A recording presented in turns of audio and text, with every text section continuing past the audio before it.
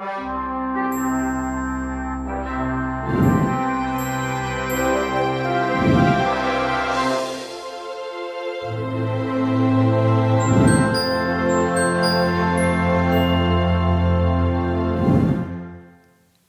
mundo en el que vivimos no necesariamente está dividido por fronteras físicas políticamente establecidas. En realidad, el hombre ha marcado su territorio siguiendo el criterio religioso. Fíjense qué interesante esto.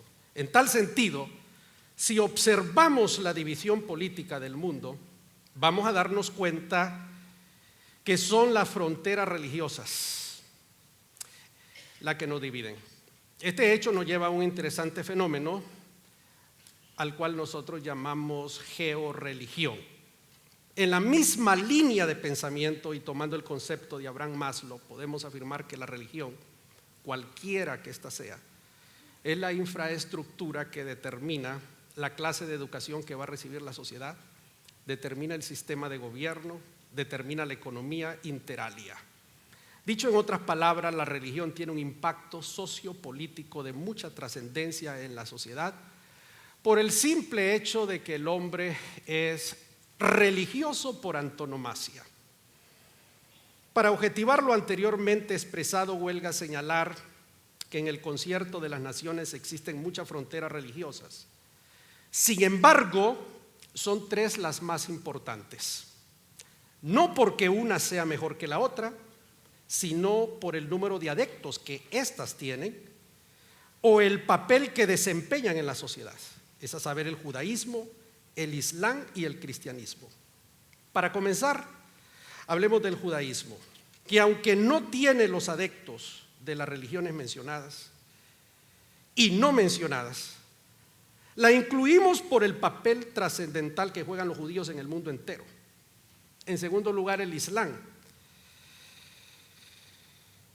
que es relativamente nueva. Sin embargo, un significativo porcentaje de la población del mundo la profesa. Según las Naciones Unidas, existen más de 1.600 millones de musulmanes. Se espera que para el año 2040 van a ser más de 2.500 millones de seres humanos musulmanes. Y se le considera incluso la religión de mayor crecimiento en el planeta, si no lo sabía usted. Si bien es cierto, está dividida en facciones, lo cierto es que el objetivo de ellos es la conquista religiosa, política y económica del mundo, puesto que ellos son siervos de Alá y el resto de la humanidad, nosotros somos infieles. El yihad es parte de la ideología que carbura sus ánimos para hacer la guerra a Occidente, donde prevalecen las religiones antagónicas. Finalmente, los cristianos, que estamos divididos en tres vertientes bien importantes: los católicos romanos, los ortodoxos y los protestantes, que es el sector más nuevo y que data del siglo XVI. Estamos hoy celebrando 496 años. Esta última facción, es decir, nosotros los protestantes, surge de la corrupción administrativa, teológica y religiosa de los católicos romanos de aquella época. El monje agustino Martín Lutero se enfrenta a Roma y la desafía con una teología apegada a las Escrituras que da como origen un movimiento muy importante dentro del cristianismo, como somos los protestantes. Ahora, centrándonos en el cristianismo protestante, se puede señalar que en el decurso de los años este se fue dividiendo en subgrupos, surgiendo así un fenómeno que nosotros llamamos el denominacionalismo. Tanto en la Europa continental como insular se gesta este movimiento justo en el momento que se da inicio a un acontecimiento social al que se le llama la colonización de los Estados Unidos. Los inmigrantes europeos que llegan a las costas del Coloso del Norte traen consigo su religión, el protestantismo denominacional. Estamos hablando de los bautistas, presbiterianos, metodistas, cuáqueros, reformados, menonitas, inter alia. Con los inmigrantes europeos se fundan los Estados Unidos de Norteamérica bajo dos pilares bien importantes.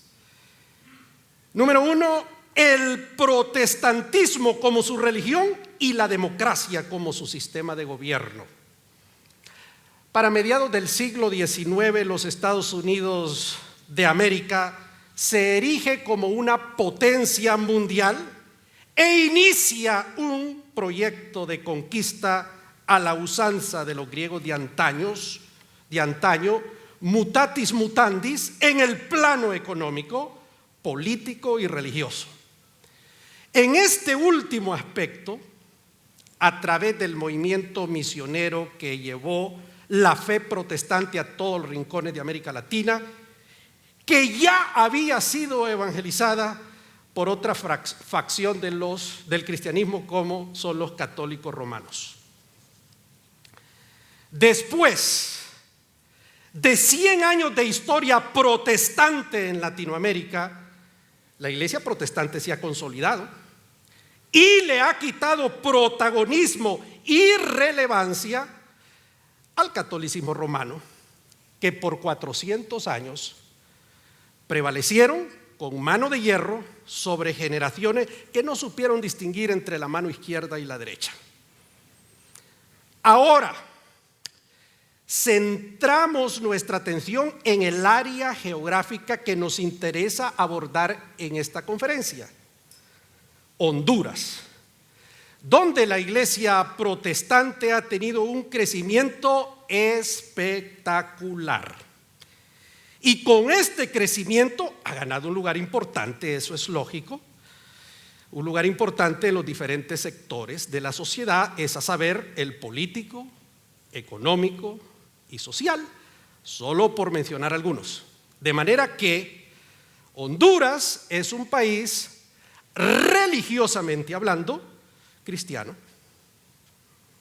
donde existe una pugna abierta entre la facción católica introducida por España y el protestantismo introducido por los Estados Unidos. Una vez situados en Honduras, es prudente que hagamos un análisis retrospectivo sucinto del impacto sociopolítico en más de 500 años de historia. Y al hacerlo, nos damos cuenta que en los primeros 400 y tantos años de cristianismo católico romano, este fue un instrumento ideológico para oprimir a poblaciones enteras, insultando su inteligencia al extremo de hablarles en los servicios religiosos en lengua extraña. Fue una teología hecha con el objetivo de legitimar la explotación inmisericordia del hombre por el hombre, la esclavitud y las desigualdades sociales de una masa de seres humanos sumidos en la ignorancia más grande, hasta que llegó el liberalismo político al poder, inspirado por la Ilustración europea, a poner punto final al abuso religioso que hasta ese momento había imperado. Esto abre sin lugar a dudas el camino al protestantismo. Ese pequeño párrafo puede ser sustentado con cualquier cantidad de libros, no solamente de la historia de Honduras, sino de México y de países como Argentina y demás. Con la llegada del protestantismo a Honduras, se abre una luz de esperanza y la posibilidad de emanciparse de tanta injusticia que la sociedad había sufrido. De esta manera se vislumbra un nuevo horizonte a las estirpes hasta ahora abandonadas a la vorágine de una clase gobernante cruel. Como en la vida nada es gratis, los protestantes tuvieron que pagar el derecho de piso y pelear por un espacio en la sociedad hondureña. Entonces es importante que ustedes lo sepan. El que estemos hoy en este hermoso templo no ha sido gratis. Hubo hombres que pelearon para esto. Honro la memoria de esos hombres esta noche.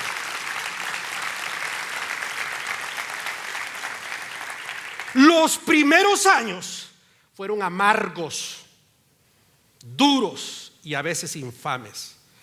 La sociedad cristiana católica romana persiguió a los cristianos protestantes, los apedreó, los encarceló y en muchos casos atentaron contra su integridad física. Solo por vía de ejemplo y para honrar su memoria en este cónclave menciono a Pedro Oliva y a Adán Osorio de la Iglesia de Santidad, a Rosendo Llanes de la Iglesia Centroamericana, quienes sufrieron los embates de la religión oficial de la época. Al terminar el Concilio Vaticano II, se abre una nueva era para el cristianismo en todo el mundo. Roma se dio cuenta que no podía seguir cometiendo los abusos en los que había incurrido. Y una era de tolerancia religiosa comenzó de parte de este sector del cristianismo. Esta coyuntura vino como anillo al dedo al protestantismo de América Latina y al de Honduras en particular. A partir de los años 70 del siglo pasado, la iglesia protestante comenzó a experimentar un crecimiento impresionante, que ha dado como resultado lo que nosotros llamamos en Igle Crecimiento el fenómeno de las mega iglesias. En Honduras se habla de cifras espectaculares de protestantes y se dice, por ejemplo, que San Pedro Sula tiene una población mayor al 50% de cristianos protestantes. Ahora, lleguemos al meollo de esta conferencia. ¿Cuál es el impacto sociopolítico que estas grandes masas de protestantes han tenido en la sociedad hondureña? Esa es la pregunta. Si la Biblia llama a los cristianos a ser la luz del mundo y la sal de la tierra, ¿en qué medida hemos sido el cumplimiento de esta palabra? Es una pregunta para todos nosotros, para la iglesia protestante de Honduras. ¿Cuál ha sido y cuál es nuestra incidencia en las relaciones económicas, en la política vernácula y en los aspectos sociales del Estado de Honduras? Para responder a estas interrogantes es un requisito sine qua non ver de una manera muy sucinta ciertos indicadores que nos muestran algo de nuestra realidad socioeconómica.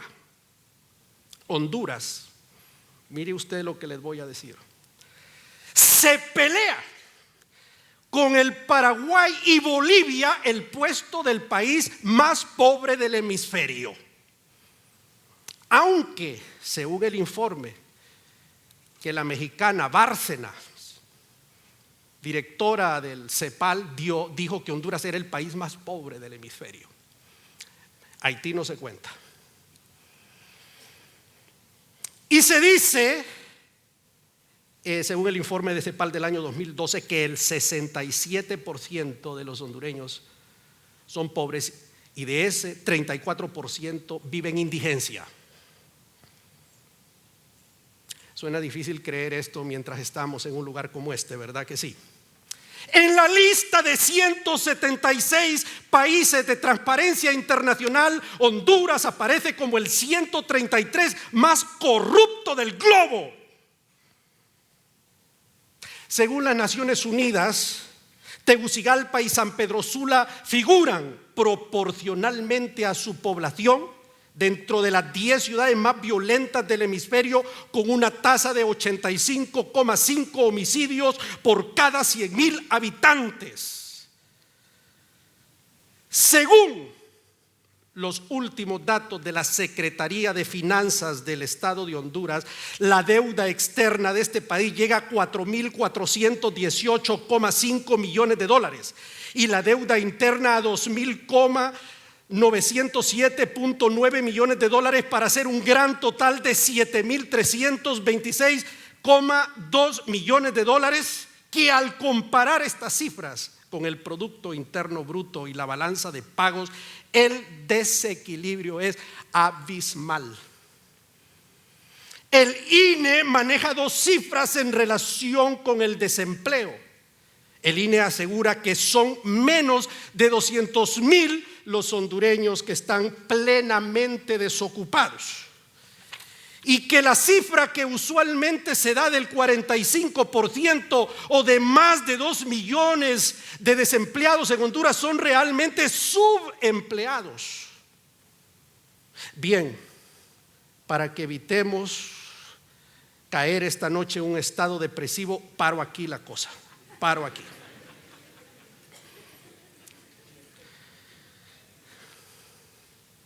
Ahora, si la iglesia debe tener un impacto sociopolítico en la sociedad, tenemos que ser justos y decir que por lo menos antes del año 1981 el protestantismo no tiene mayor responsabilidad sobre este tema, puesto que si llegamos en 1896 a Honduras, llegó el protestantismo a Honduras oficialmente, cuando 100 años después, el año 96 del siglo pasado, celebramos los 100 años. Entonces, pues no tenemos parte antes de ese año responsabilidad, porque el protestantismo es una iglesia en formación y crecimiento. Empero, para los años 80 del siglo pasado, sí teníamos una iglesia grande y con beligerancia nacional.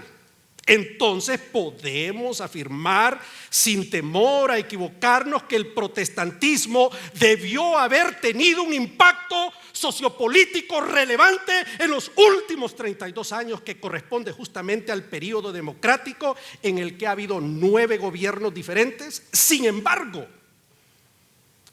los indicadores a los que nos acabamos de referir anteriormente nos muestran que tal impacto ha sido una quimera y que debe movernos a una reflexión, señores. Porque si usted me dice a mí que tiene una empresa de éxito, pero que maneja un déficit, ¿de qué estamos hablando? ¿De qué historia me está contando? Si un presidente del partido X o Y me dice de los logros de su partido y vemos lo que ha pasado en los últimos años, ¿de qué estamos hablando? ¿De qué estamos hablando? Intentando dar una respuesta, me hago yo las siguientes preguntas que se las transfiero a ustedes. ¿Acaso será que hemos caído en una situación de un protestantismo nominal? ¿Será acaso que hemos diluido la fe cristiana y hemos hecho compromiso con los poderes temporales de este mundo? ¿Será que nunca hemos experimentado un genuino arrepentimiento y que la predicación del hombre nuevo ha sido simplemente un estribillo religioso que repetimos de domingo a domingo? ¿Será acaso que hemos hecho de la práctica de la religión cristiana algo común y corriente, que hacemos con liviandad? ¿Será que hemos caído en los estadios de corrupción en los que el catolicismo romano había caído en el siglo XVI y necesitamos otro Martín Lutero que nos clave en las puertas de nuestro corazón las 95 tesis de cómo vivir una vida según el Evangelio de Jesucristo? ¿Acaso será? 3 puntos suspensivos. Algunas conductas que este servidor ha observado en el liderazgo protestante de Honduras. A lo mejor esto tiene algo que ver con ese impacto sociopolítico. Voy a enumerar 4 cosas esta noche. Número 1, yo he observado tolerancia ante la idolatría y la doble moral de la clase gobernante, está suficientemente claro que Dios condena la idolatría. No te harás imagen ni ninguna semejanza, no te inclinarás a ella y no la honrarás.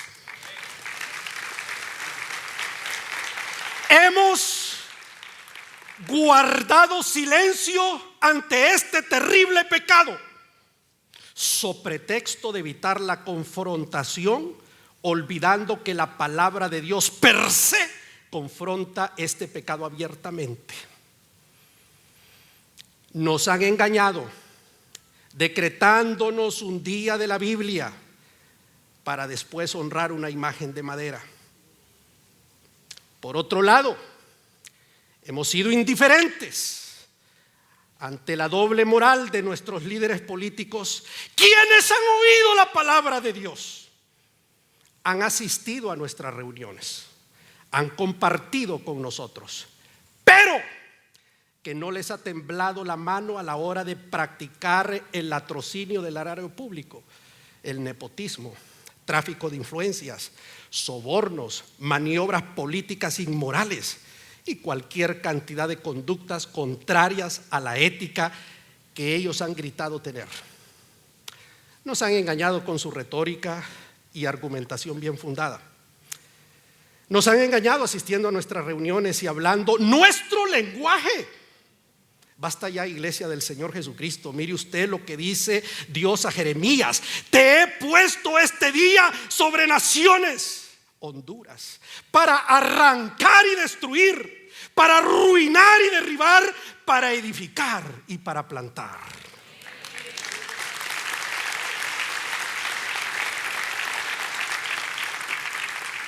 Esta es una de las funciones del profeta.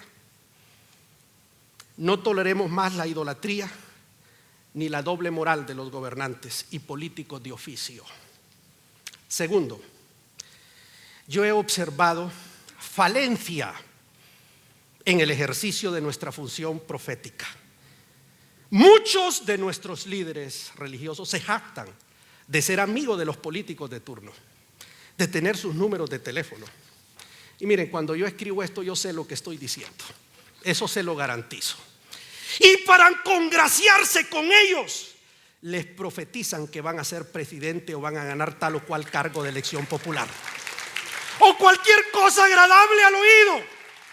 Y cuando estas profecías no se cumplen, no solamente ellos quedan en ridículo, sino que ipso facto se convierten en piedra de tropiezo. Las funciones del profeta están perfectamente delimitadas en el texto sagrado. Entre ellas podemos citar que una de esas es proclamar la palabra de Dios, que es espada de dos filos. En segundo lugar, denunciar el pecado de los gobernantes y los religiosos corruptos, cual Miqueas, quien pregonaba: estoy lleno del poder de Dios para declarar a Israel su pecado y a Jacob su rebelión.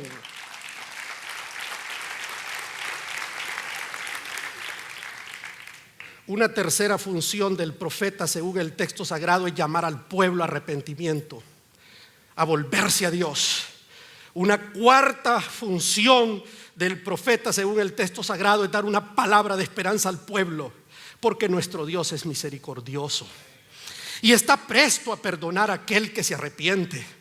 Con Dios nunca una situación está perdida si el hombre procede al arrepentimiento.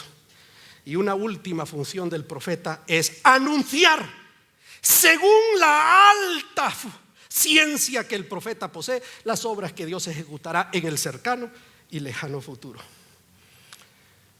Iglesia protestante,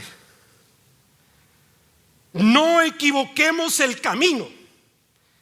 Ejerzamos el ministerio profético con dignidad, pero también en el marco de los parámetros establecidos por la palabra de Dios, para que éste no se desnaturalice. Tercer conducta que yo he observado es ingenuidad y falta de conocimiento de la palabra de Dios. Nos hemos quedado haciendo eventos multitudinarios, moviendo sendos contingentes humanos a concentraciones espectaculares para mostrar a los católicos romanos y a la clase gobernante lo poderoso que somos, pero al final de todo, metal que resuena y címbalo que retiñe. No ha pasado nada y las cosas siguen igual o peor, porque hemos creído como Simón el mago que el don del Espíritu Santo se compra con dinero. Es decir, no hacemos nada si no hay dinero de por medio.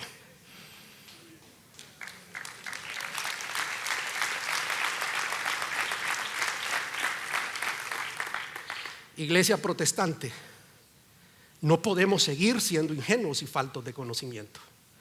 Es una torpeza enfrascarse en el delirio de crecimiento y demostración de un poder tonto, pasando olímpicamente el mandato de Dios que señala dos acciones bien concretas: evangelizar y hacer discípulos.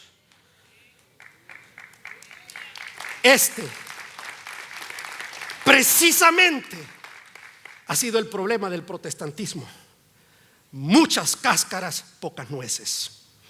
Muchos parroquianos cantando los carros del faraón en nuestras iglesias, pero pocos discípulos o seguidores de Cristo al estilo de Mateo 16:24.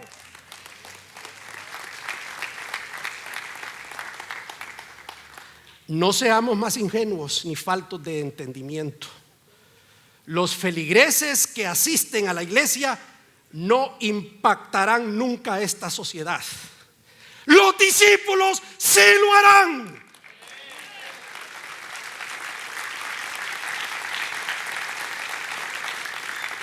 Enfoquémonos pues, me gusta esto, enfoquémonos, iglesia, a hacer discípulos, porque algo diferente a esto es absurdo y sin sentido.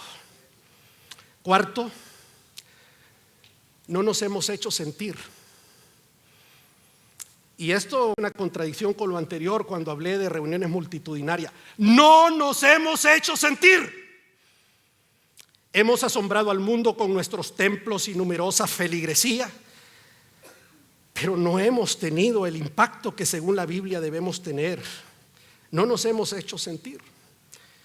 En el libro de los Hechos leemos un pasaje que dice: no solamente en Éfeso, sino en casi toda Asia ha apartado a mucha gente con persuasión. Y este hecho preocupó a los líderes de la ciudad porque les había echado a perder su negocio de idolatría. En otro pasaje se dice: estos hombres alborotan nuestra ciudad y enseñan costumbres que no nos es lícito recibir ni hacer. Pablo se hacía sentir en la sociedad romana de su época.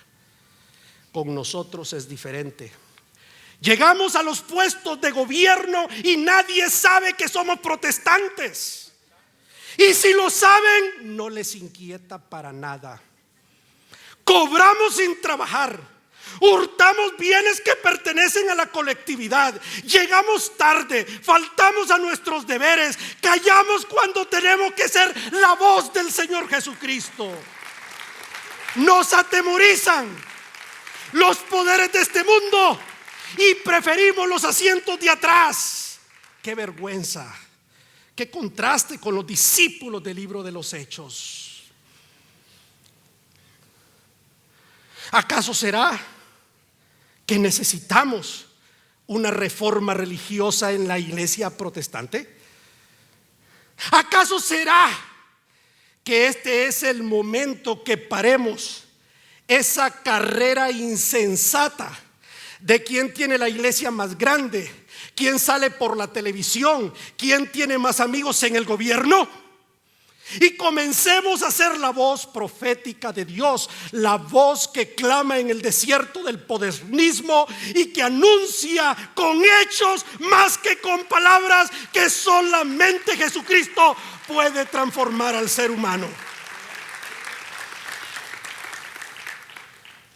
Pero ¿qué? No solamente nos quedemos ahí, sino que modelemos con nuestra vida el carácter de Cristo y nos presentemos a la sociedad como obreros que no tiene de qué avergonzarse, y que nos hagamos sentir ante propios y extraños y tengamos el impacto sociopolítico que el Evangelio reclama de nosotros. Miren, Honduras es un país extraordinario, supremamente rico, desafortunadamente, con una sociedad de mentalidad pobre, incluyendo a los protestantes, con una clase gobernante que nos ha sumido en el concierto de las naciones más pobres y corruptas del hemisferio. Y lo más indignante de todo esto es que ellos lo han hecho en contubernio con la Iglesia Católica Romana primero y ahora con la Iglesia Protestante. ¡Qué vergüenza!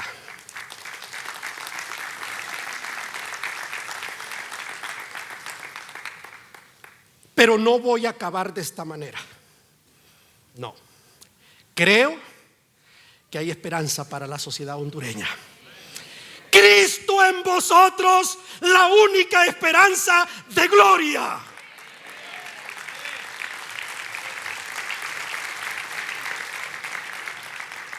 Podemos cambiar y no tenemos que vivir otros 192 años de la misma manera. El legado de la reforma de Lutero es que Cristo es el Señor, la cabeza de la iglesia, que toda persona que se arrepiente de sus pecados es salva por fe y por gracia, que la Biblia es la palabra inspirada e inerrante de Dios, que no necesita de concilios ni de opiniones de hombres. A esto sumémosle todos los principios que encontramos en el texto sagrado. Con esto como base podemos construir una gran nación. Podemos poner a Honduras en el concierto de las naciones del primer mundo y devolverle a nuestros habitantes el respeto que hemos perdido ante la comunidad internacional. Todo está en nuestra mente. El apóstol Pablo señala: si cambiamos la forma de pensar, cambiamos la forma de vivir. La forma de pensar determina la forma de vivir. Y si nosotros tenemos la mente de Cristo, definitivamente Honduras experimentará un desarrollo humano y social sin precedentes en la historia. Necesitamos un profeta de Dios. Dije profeta de Dios, no un charlatán. Necesitamos a un reformador, un hombre o una mujer intocable, es decir, que no tenga pactos ni con la clase gobernante ni con la clase religiosa, que tenga un pacto con Dios para que tenga libertad de decir: así dice el Señor.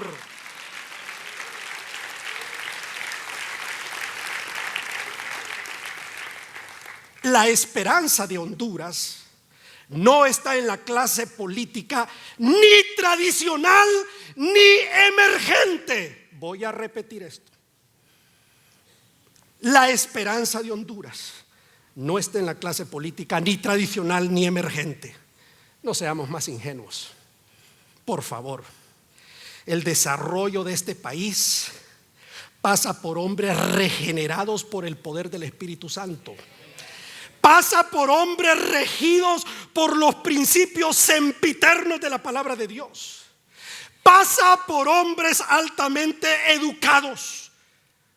Pasa por hombres que hablen idiomas. Pasa por hombres que hayan vivido en el primer mundo. Pasa por hombres que se muevan en otra dimensión. Que el espectrum de su conocimiento sea tan amplio que permita tal desarrollo. Es sumamente importante señalar que todo lo anterior carecería de valor si no revisamos. Oiga bien lo que voy a decir. Todo lo anterior que yo dije no tiene valor si nosotros no revisamos y cambiamos el sistema político perverso que constitucionalmente hemos creado y que sume a las estirpes de este país a la indigencia, criminalidad o, para usar la expresión genérica de García Márquez, a 100 años de soledad. Esta es la ecuación del desarrollo de Honduras: hombres nacidos de nuevo, altamente educados, que hayan vivido en el primer mundo el suficiente tiempo, acompañados por una iglesia beligerante y comprometida con el hombre, que hagan lo que corresponde para llevar a Honduras a un estadio de respeto, desarrollo y, sobre todas las cosas, a una nación temerosa de Dios, conocida en el concierto de las naciones, no por cosas negativas, sino por hechos extraordinarios de sus mejores hijos.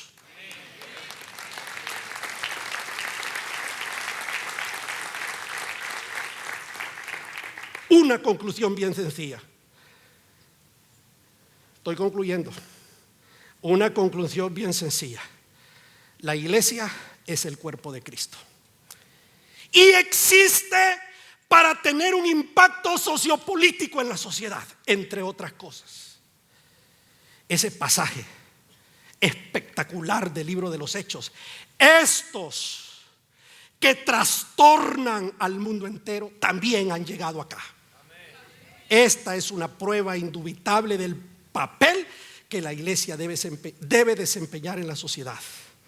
Hondureños, no podemos vivir 192 años más de la misma manera.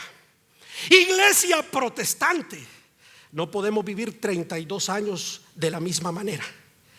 Tomemos el lugar que nos corresponde y hagamos historia.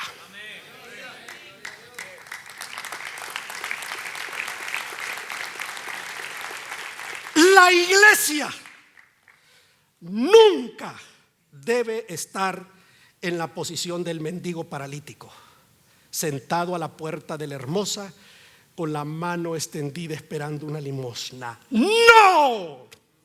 La iglesia debe estar en la posición de Juan y de Pedro. Lo que tengo, te doy.